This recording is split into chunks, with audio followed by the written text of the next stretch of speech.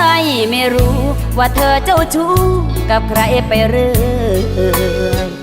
ไม่ใช่ไม่เหนื่อยกับการรอคอยให้เธอเห็นใจแต่ที่ทำเฉยไม่เอ่ยไม่พูดอะไรเพราะถึงยังไงเธอก็เลื่อนก็ไหลอยู่ดีร้องไห้ก็แล้วต่ำก็แล้วเธอยังไปต่อไม่เคยจะพอเหมือนจุดอิ่มตัวของเธอไม่มีจึงได้แต่ภาวนาให้เธอเห็นค่าความดีที่ไม่ยอมหนีเพราะยังมีหวังในใจ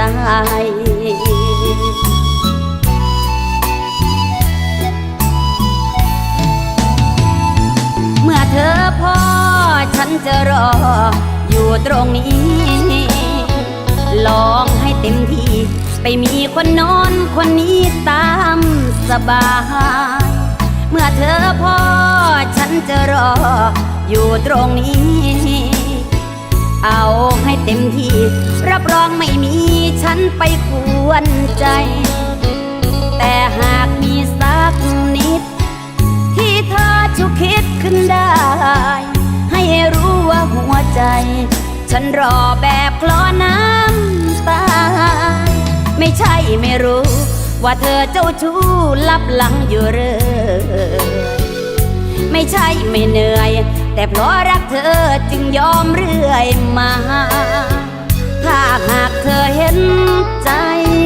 ก็อยากให้เธอรู้ว่าฉันเสียน้ำตาเพราะเธอไม่พอสักที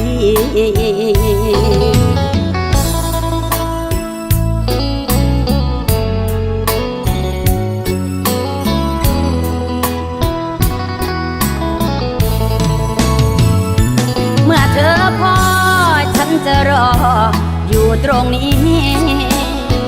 ลองให้เต็มที่ไปมีคนโน้นคนนี้ตามสบายเมื่อเธอพอฉันจะรออยู่ตรงนี้เอาให้เต็มที่รับรองไม่มีฉันไปกวนใจ